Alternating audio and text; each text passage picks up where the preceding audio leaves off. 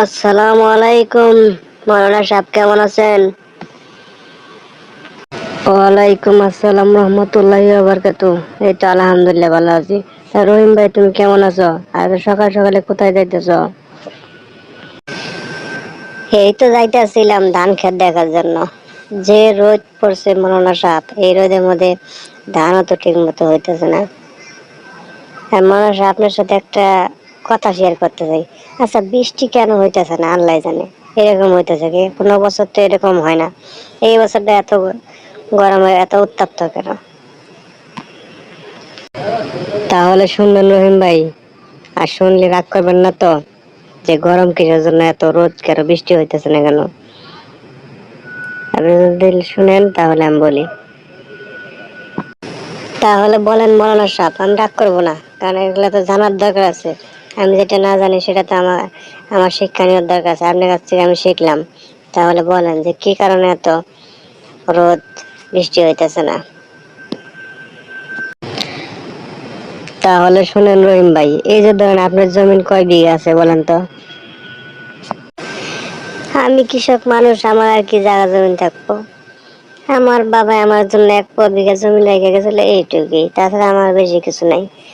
মানুষের বাড়ি কামলা দেই, দিন আনি দিন খাই, এভাবেই আমার দিনকাল চলে।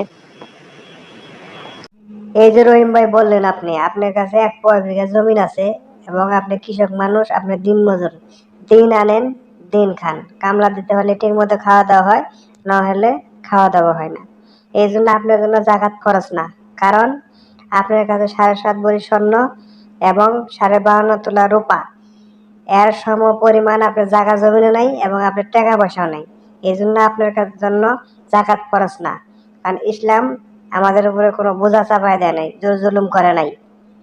যাদের উপরে জাকাত ফরজ, এইসব মানুষদের উপরে জাকাত ফরজ হয়েছে যাদের কাছে 7.5 ভরি স্বর্ণ এবং 52.5 তোলা রূপা, এর সম পরিমাণ টাকা আছে এবং তার বেশি, তাদের জন্য জাকাত একদম ফরজ।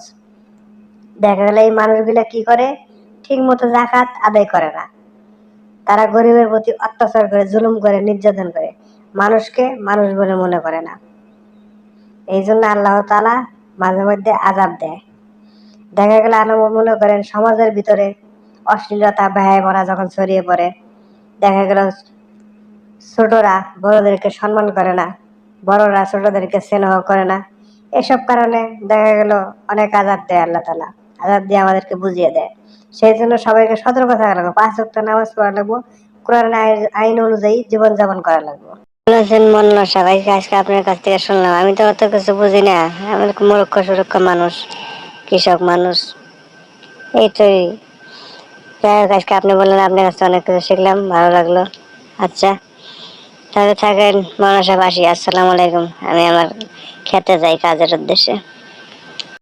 ওয়ালাইকুম আসসালাম। ঠিক আছে রহিম ভাই, তাহলে আসেন আমিও বাড়িতে যাই, কাজকর্ম আছে, কাজকর্ম করা লাগবো।